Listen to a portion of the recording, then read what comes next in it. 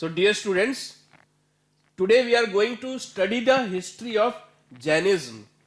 So as you already know that India is termed as the cradle of civilization or cradle of religious civilization. Why? Because many of the world religions, the great world religions, they actually originated from Indian soil. So like Hinduism, Buddhism, Jainism. So you can say that these are ancient religions gifted to the entire world by Indian philosophy. So today we are going to study in this video lecture, we are going to study the history of one such ancient religion, so namely religion of Jainism. So let us see how Jainism came into existence, so what are its doctrine, what do Jains preach, and how did all this fit in terms of Indian history. So let us understand how things unfolded. So it all started with the growth of reformist religions. So what is meant by reformist religions? So this Vedic age, you must be aware that the period of Indian history from after Harappan civilization got over and before the beginning of Mahajanpad era, that means from the time period of 1500 BC to you can say 600 BC. So this time period of almost 1000 years. So this was the time period of Vedic civilization. So during this time period, Vedic practices, Hindu religion or Brahmanical order, so that was in dominance. So that was dominating the philosophical stream. So, elaborate rituals, new practices, religious practices were coming into existence, were becoming part and parcel of day-to-day life.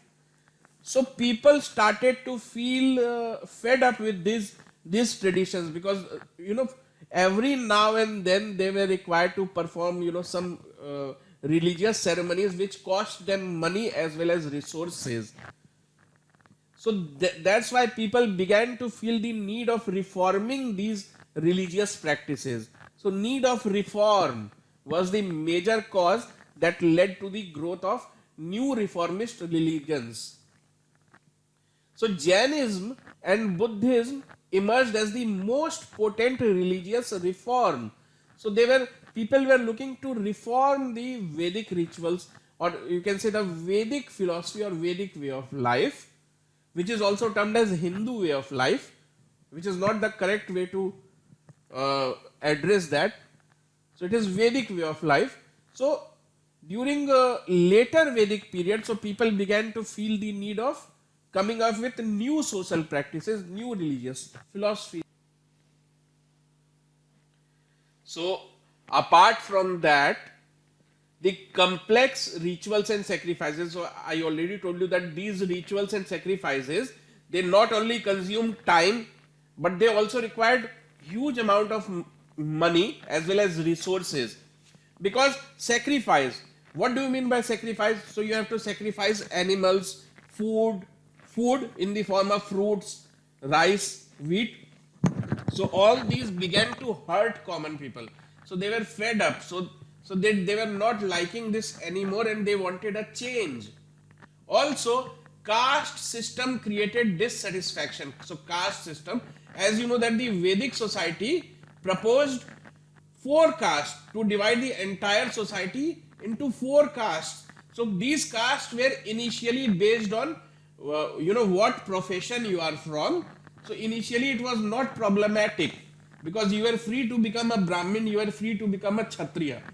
Son of a Brahmin could have become a Vaishya, or son of a Shudra could have become a Brahmin just by educating or by choosing your profession in required manner. But during later Vedic period, so all this started to become problematic. So caste system became very rigid, and people of one caste, they used to look down upon people from the lower order. So all these things was creating resentment.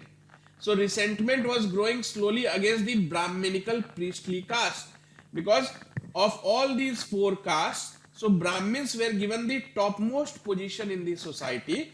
So Brahmins were at the top of this caste system, and all the three other castes, so they felt suffocated that why should we live under this Brahminical dominance?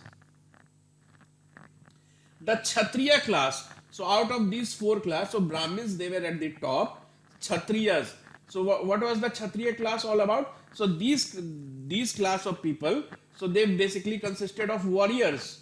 So it was the Kshatriyas who became kings or tribal chiefs, ministers, military generals.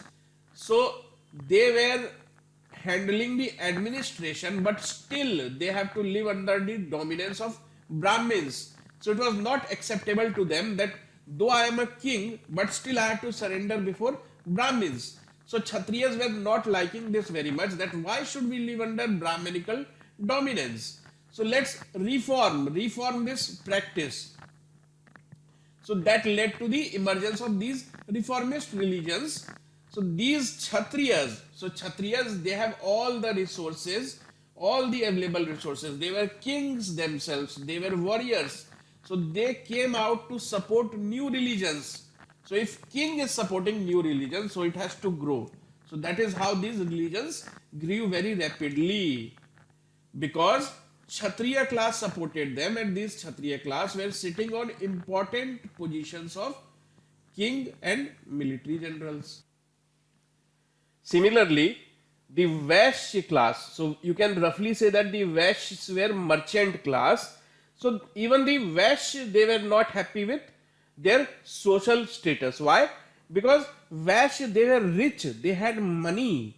So they have accumulated money, but still they were not given the respect they wanted. So they wanted respect, but they were given the third position in the social ranking. So if you treat this as a ranking, so Vaishyas were ranked third, but they had money. So they said that why not fund the new religions? Because if the new religions will bring, respect for us, will give us better position in the society. So let's leave the old social order and let's bring changes in our society.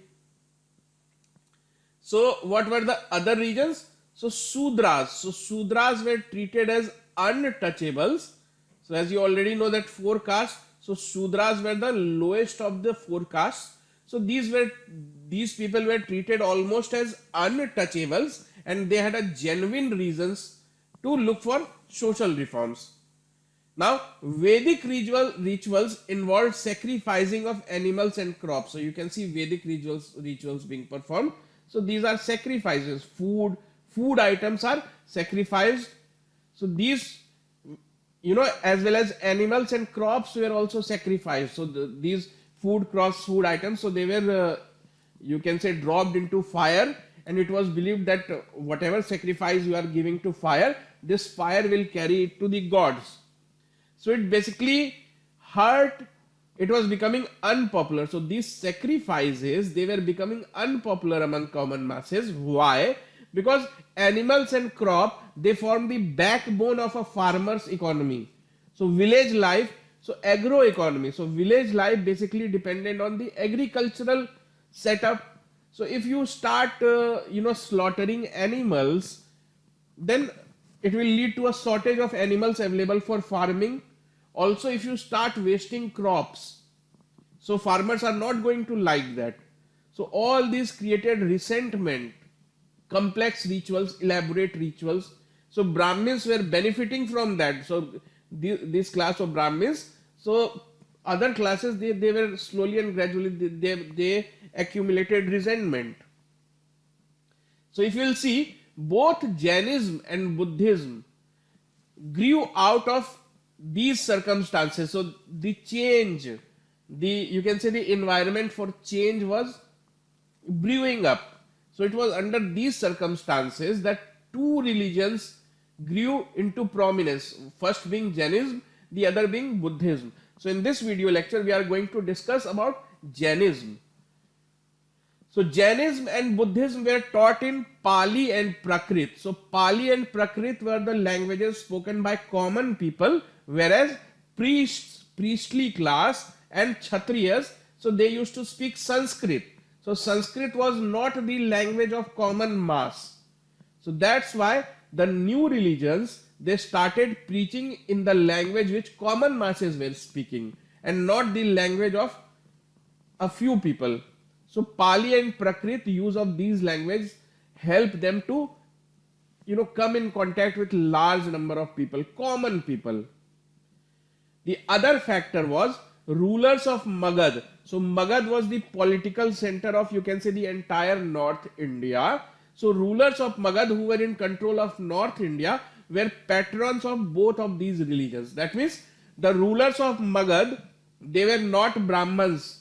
So the founders of Magad from the very beginning, they have separated themselves from the Vedic rituals. If you will see, there are slogans in Rig Veda. So slogans in Rig Veda says that so they are praying to God. So they considered non-Vedic people living in Magad as their enemies. So it is very clear that those people who have established Magad, they wanted to separate themselves from Vedic civilization. So that's why they gave patronage to these new religions of Buddhism and Jainism. Now, what was the difference between Vedic religion and new religion? So if you are coming up with a new social order, new social harmony, so you'll have to tell that what is the difference, why you are not, comfortable with the old order.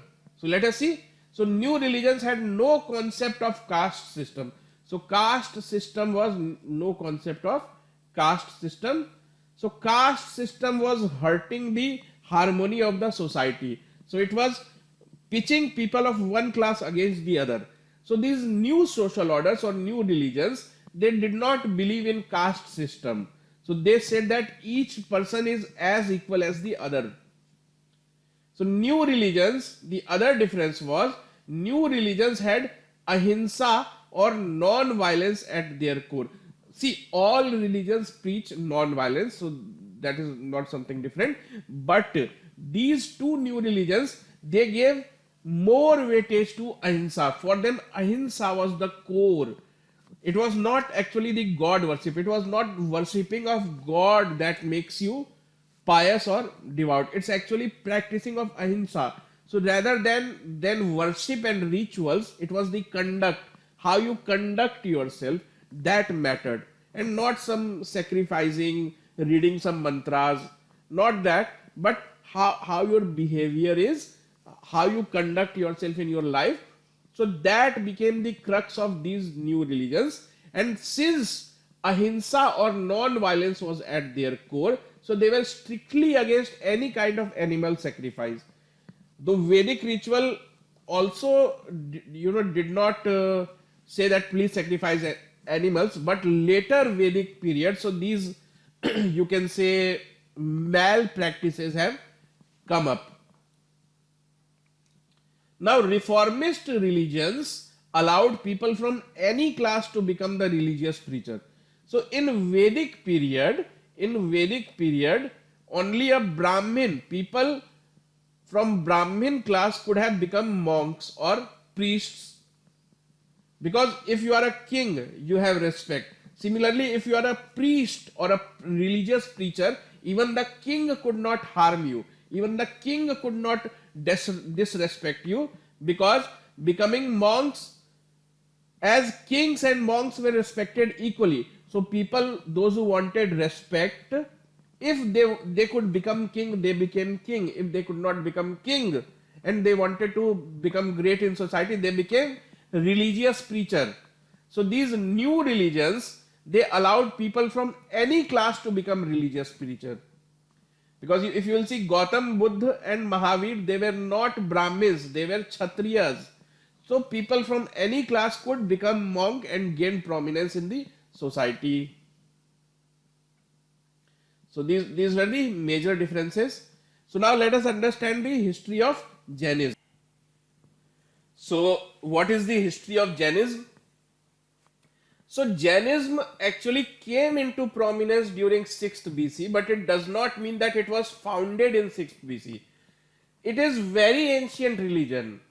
So Jainism is considered to be as ancient or even older than Vedic period. Why it is considered to be even older than Vedic period? Because some statues found from Harappa and Mohenjo-daro are believed to be of Jain Tirthankars. So Tirthankar means religious teachers, or you can say avatars of God, religious teachers, avatar, divine beings. So you can see that Jainism is very ancient, because even in Harappa and Mohenjo-daro you can find statues of Jain Tirthankars, Jain Munis. So who were Tirthankars? So Tirthankars is the title given to the divine religious teachers of Jainism. So there have been 24 Tirthankars or great teachers in Jainism. So Jainism is considered to be a very ancient religion, and it is believed that from time to time 24 teachers have taken birth. So why these teachers or Tirthankars were taking birth? To spread Jainism, to teach the tenets of Jainism to common people. So it is believed that in Jainism, in the history of Jainism, there have been 24 Tirthankars. Please remember this, 24. Nobody knows who is the founder of Jainism. So please don't say that somebody founded Jainism. Nobody founded Jainism. Jainism is a very ancient religion. Like nobody founded Hinduism. Hinduism is a very ancient religion. Nobody can lay claim on that. Similarly, nobody founded Jainism, but rather Jainism had 24 great teachers who were born from time to time to serve humanity, to take the teachings of Jainism to common people. The other thing that you must understand is that all these Tirthankars, that means all these 24 teachers, they were Kshatriyas by birth. That means they were not Brahmins. They came from Kshatriya class. Now, who are the Tirthankars of Jainism? So Jainism doesn't have a single founder, as we already discussed. The divine truth have been taught to common masses by 24 Tirthankars. So these 24 Tirthankars, they were born from time to time. So there is a complete history, complete chronology of 24 Tirthankars. So Tirthankars is not defined as an avatar. So Tirthankars are not avatars of God, but they are believed to be common people who became Tirthankars after practicing penance, equanimity. Equanimity means you control your emotions. You don't let happiness or sorrow affect. So you are equal in all the circumstances. Equanimity and meditation. So it's not that these Tirthankars are considered to be some kind of god or demigod, but rather they were common people, born in Kshatriya class. So who attained the position of Tirthankar by practicing penance. That means whatever wrong you have done till then, you ask the Almighty for forgiveness. You go to a jungle, you avoid all kind of luxury. So that is what penance. So who are the important Tirthankars? So as I already told you that the history records 24 Tirthankars, but obviously from competitive point of view, you need not remember the name of all these 24 Tirthankars, but 3 of them are most important from competitive point of view. So we will discuss that. The first Tirthankar was Rishabhnath or Rishabdev. He was born in Ayodhya. So you simply have to remember who was the first Tirthankar. You need not remember that he was born in Ayodhya. So all these are extra knowledge. So first Tirthankar, name Rishabhnath. So Rishabhnath, he is also known as Adinath. The 23rd Tirthankar was Parshvanath. So he is the first, he is the 23rd. So 23rd Tirthankar was Parshvanath, who was born in Varanasi. So he may have lived in 8th or 7th century BC. So there is some historical evidence for the earthly existence of 23rd Tirthankar Parsh, who lived about 250 years before Mahavir. So who was Mahavir? That means, you see, there is no clarity of how Jainism began or who were the ancient Tirthankars. That's why it is said that at least some historical record is available from 23rd Tirthankar onward. So 23rd Tirthankar was Parshvanath. He was born in Varanasi. So he may have lived in 8th or 7th century BC. That means 250 years ago, the birth of Mahavir. So who was Mahavir? He was the 24th and last Tirthankar. So we will see about him. So now let's concentrate on this Parshvanath. So Parshvanath, in times of Parshvanath, so he gave four of the 5 principles. So today Jainism consists of 5 principles. So out of those 5 principles, 4 were given by Parshvanath and 1 was added 250 years later by Mahavira. So whatever Jainism, the structure of Jainism as we know of today, so it consists of 5 divine teachings or 5 principles. So out of those 5 principles, 4 principles were preached by Parshvanath and 1 was added later on by Mahavira. So what are the 4 principles? Non-violence, that means you should not hurt anybody. Truthfulness, always speak the truth. Do not steal. Not owing things, that means do not own things. If you own a thing, you grow attachment, worldly attachment, then you cannot attain divinity. If you own something earthly, if you say that this chair is mine, this house is mine, this wealth is mine, that means you become earthly. You are living a low life. You are associating with earthly objects. Then how can you attain divinity? So these were 4 principles preached by Parshvanath and 1 principle of chastity. Chastity means celibacy, not to involve in any sort of intercourse, not to marry. So chastity was added by the next Tirthankar or the last Tirthankar, Mahavira.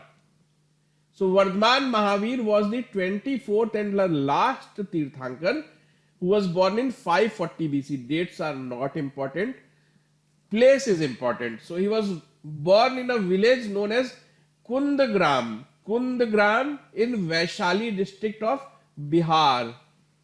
Kundagram.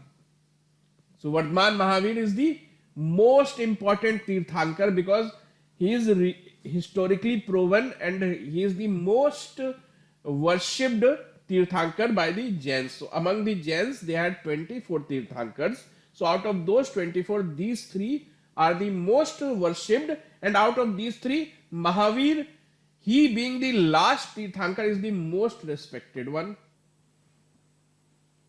Now, though Jainism is an ancient religion, but it actually rose to prominence in 6th century BC.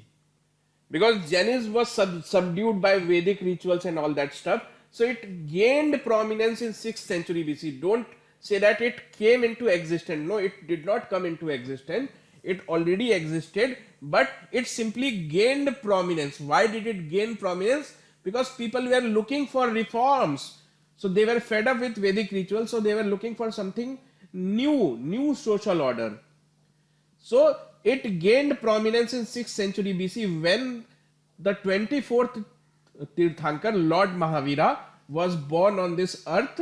So he propagated Jainism, and Jainism, reached all the corners of our country for the first time in 6th century BC. So who was this great person, Lord Mahavira? So he is also known as Vardhaman Mahavira. So he was the 24th and last Tirthankar of Jainism. Vardhaman Mahavira was born in 540 BC in a village called Kundagram near Vaishali, as we already saw. He came to be known as Mahavira. What is meaning of Mahavira? So Maha means great, Veer means victor, courageous. He is also known as Jitendriya. Jitendriya means the person who conquers his own sense, 5 sense. taste, smell, vision, hearing, touching. So all these five smells. So if you conquer, you will be known as Jitendra. So Vardhman Mahavira is known to have conquered all his senses, and he is also known as Arihant. So Arihant means divine being, worthy being. So his father was Siddharth. So you have to remember all this name. So his father was Siddharth.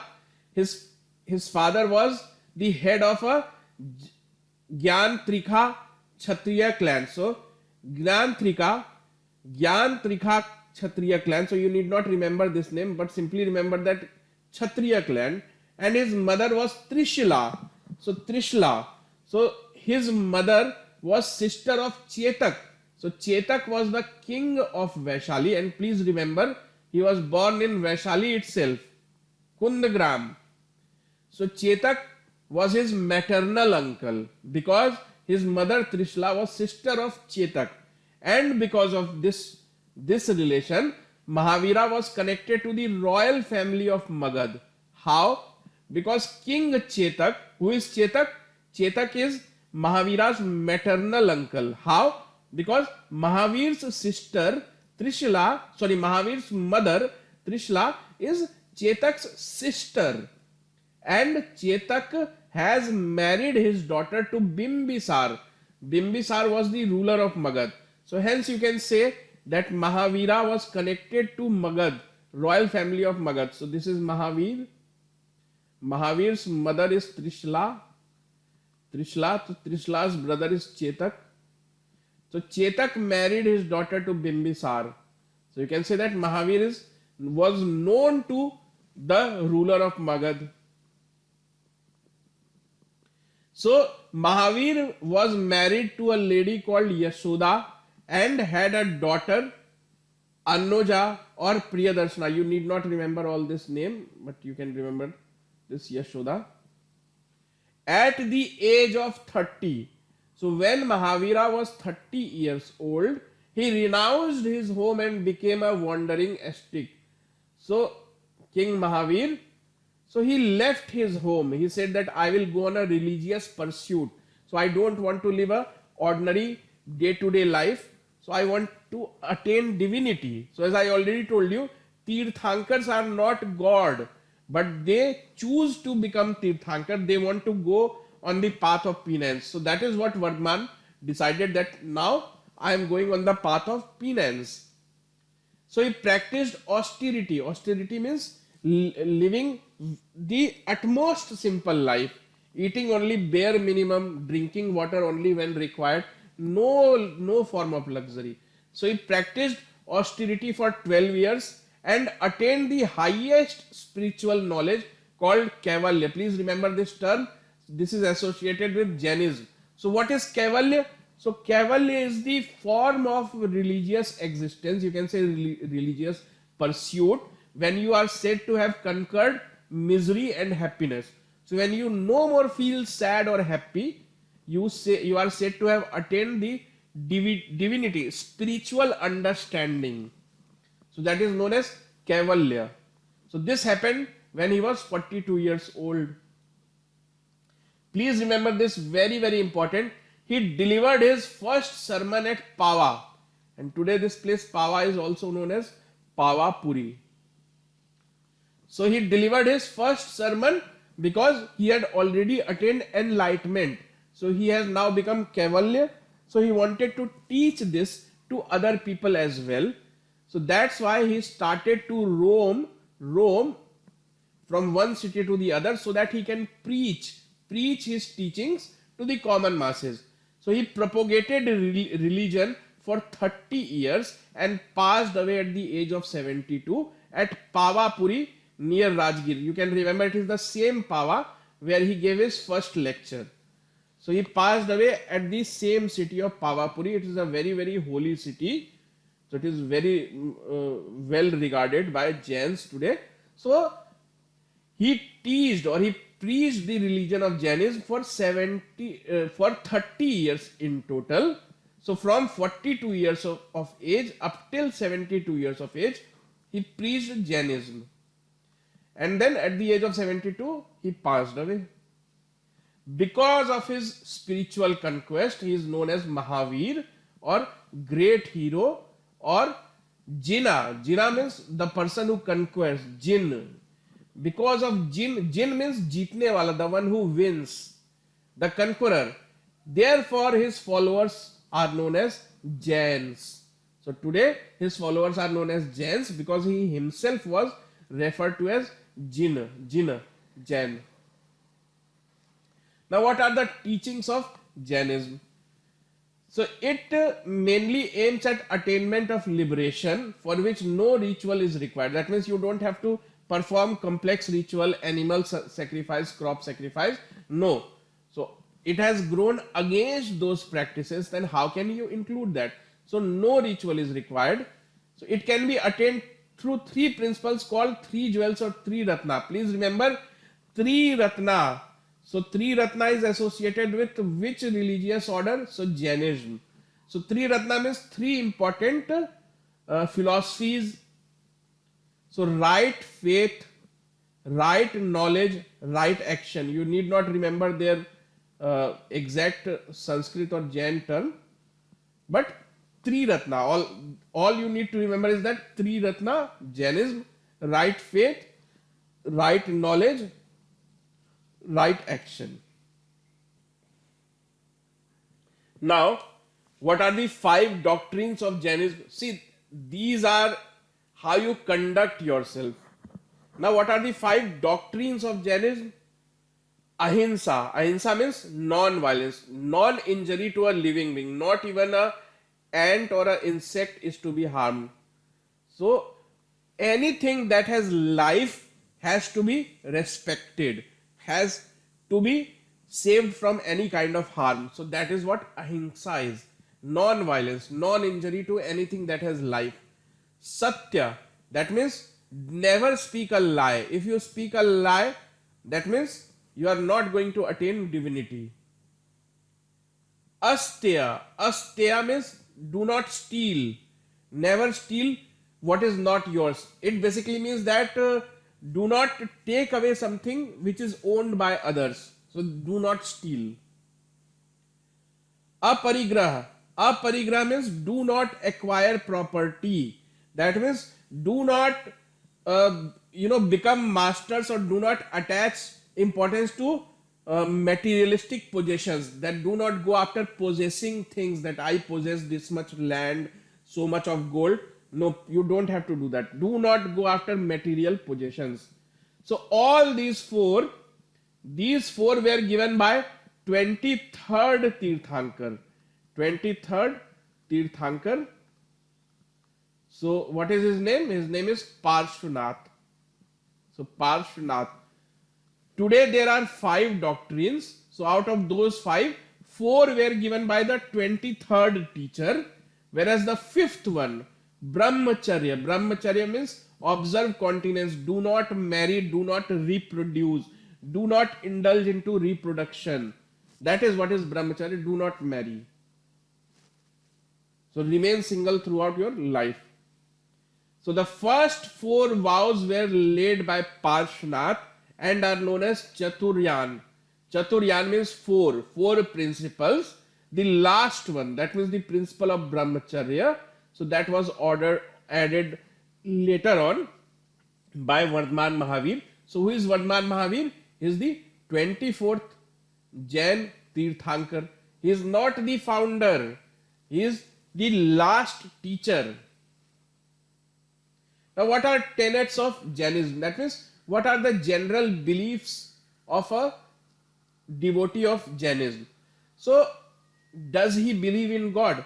So yes, Jainism recognized the existence of God but placed them lower than Mahavir, Jin.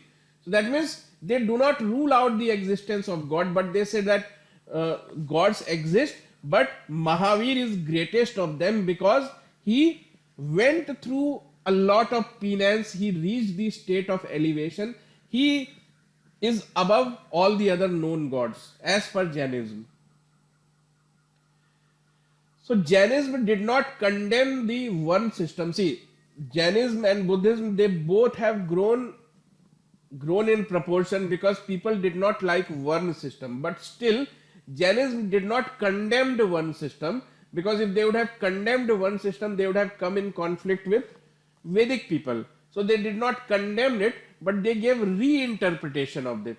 They see there is no caste system in Jainism, but they wanted to elaborate on that. They wanted to explain that why caste system exists. So they said that people who have done something wrong in their previous life are born into lower caste.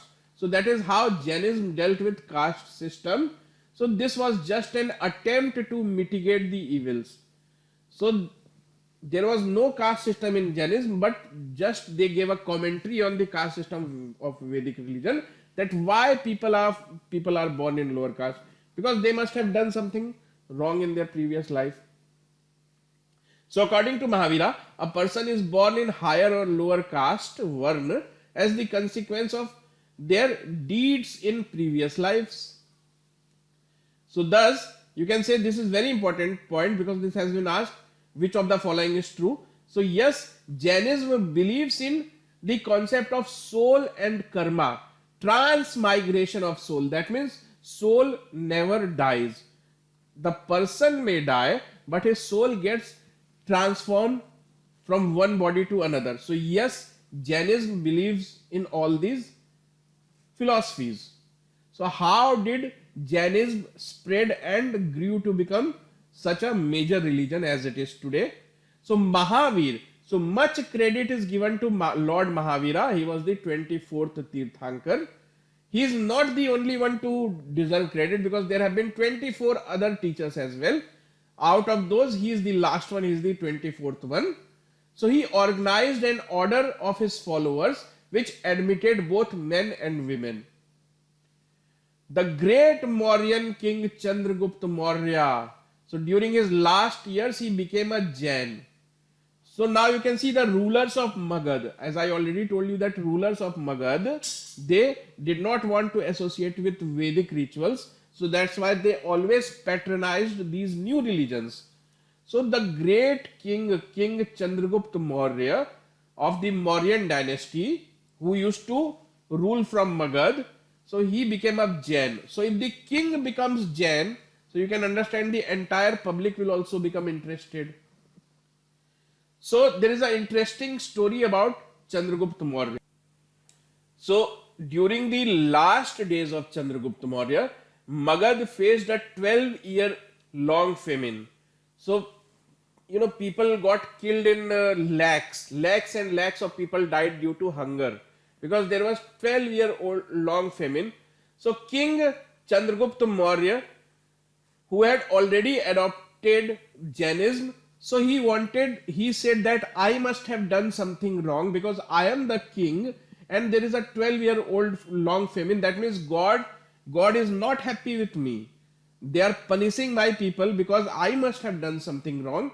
So he left Magad. He gave up the seat of Magad. He said that I will no more be the king.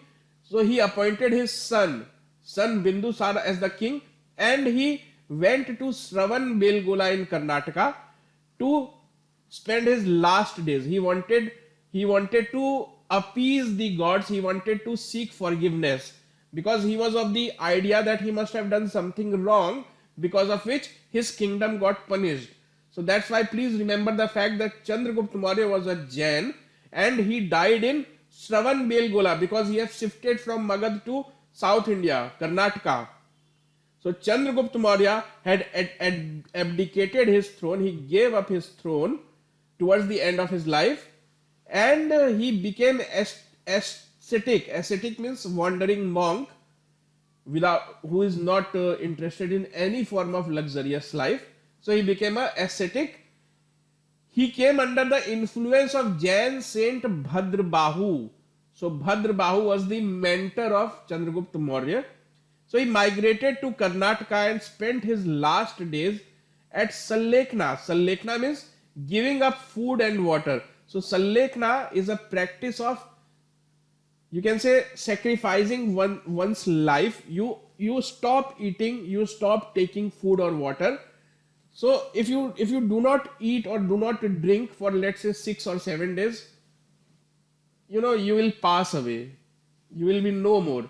So that is how Chandragupta Maurya, you know, did his penance. He sought forgiveness, so he stopped eating, drinking water, and slowly, gradually, he gave up his life. So he gave up his life at Sravan Belgola in Karnataka under the influence of Jain saint Bhadrabahu. So you will find a Bhadrabahu cave is a place where he is said to have died by fasting. So Bhadrabahu cave is located in Sravan Belgola. What is the significance of this Bhadrabahu cave? It is in this cave that Chandragupta Maurya spent his last days. So because of this episode of Chandragupta Maurya shifting from Patna to South India, Jainism spread in South India because of this. In Odisha, it enjoyed the patronage of Kalinga king of Kharvel. So, now Jainism began to spread in different parts of India. So there was Kalinga. Kalinga means today's Odisha, modern day Odisha. So it had a king named Kharvel. So this king Kharvel also adopted Jainism. So royal kings are coming forward. Now split in Jainism. So as I already told you that because of this great famine, so there occurred a great famine. So this great famine of 12 years, so it occurred after 200 years after Lord Mahavira. So as I already told you, Chandragupta Maurya shifted to Karnataka. So he shifted to Karnataka. And this is Patliputra.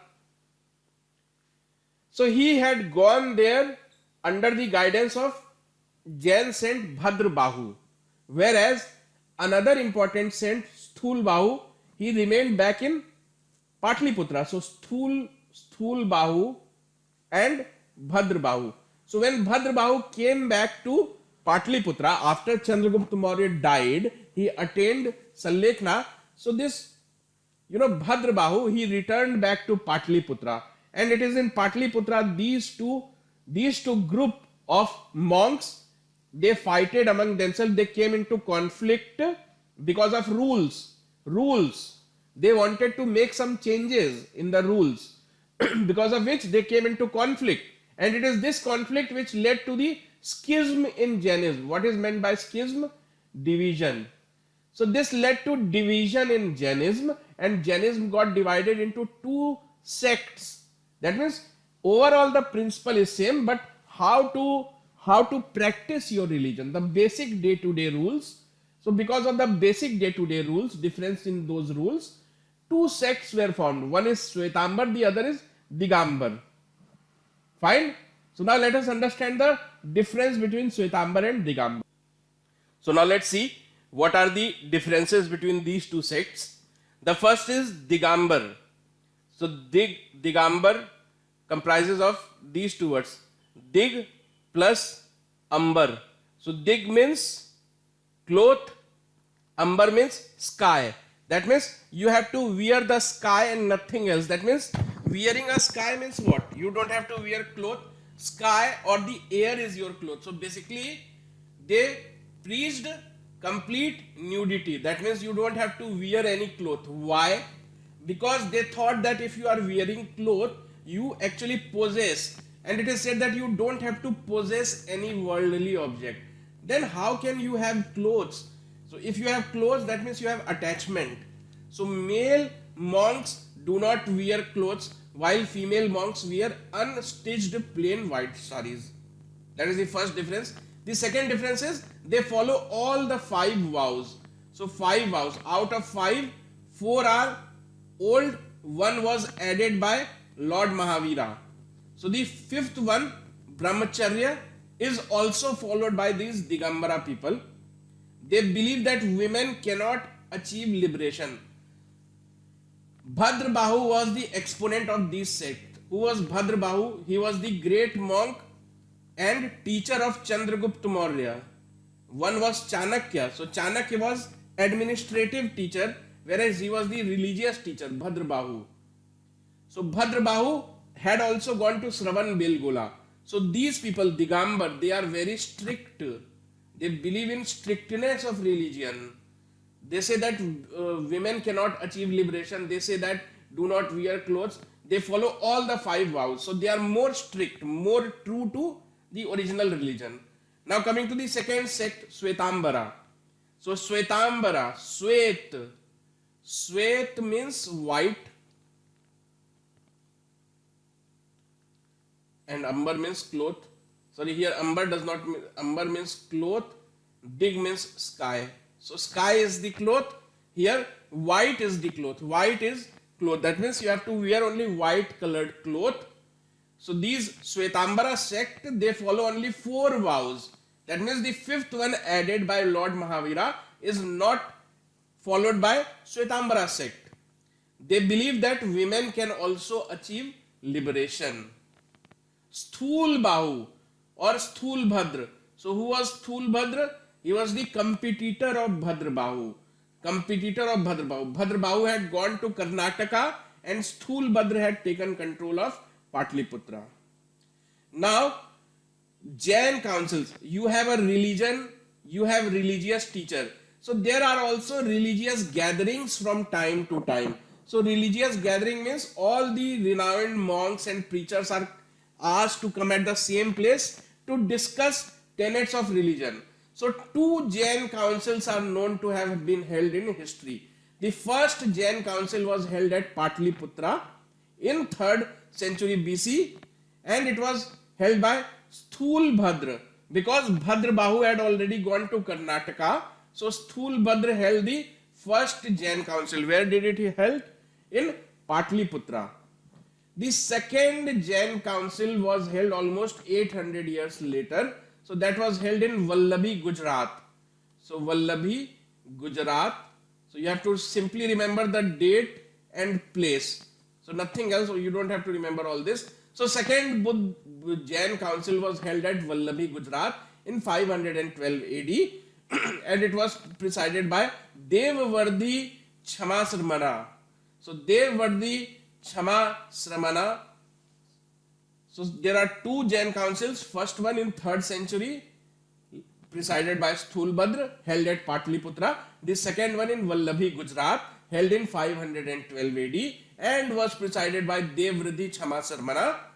So what was the purpose of calling second Jain council?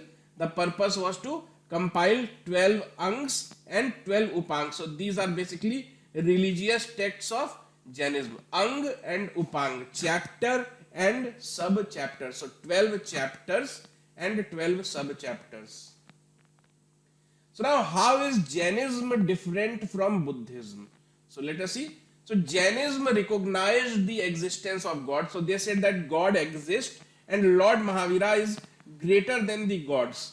While Buddhism do not accept the concept of God. Jainism does not condemn the one system. That means Jainism tries to give a reason that why one system exists, whereas Buddhism criticizes the caste system. It says that let's do away with the caste system. Jainism believed in transmigration of the soul. That means Jain philosophy believes that after the death, soul transforms from one body to the other. That means soul never dies. Whereas Buddhism does not believe in reincarnation. It says that people are not reincarnated. That means there is nothing as soul which will keep on transferring. Also, the other major difference is Buddhism prescribes a middle path. That means you don't have to follow very strict practices. That means you can take a middle path. You can also enjoy, life. You don't have to give each and everything that life have to offer. You have to take a middle path that you live your life as well. You have to create a balance between your life and spiritual conquest. So that is known as middle path. While Jainism is very severe about religious practices.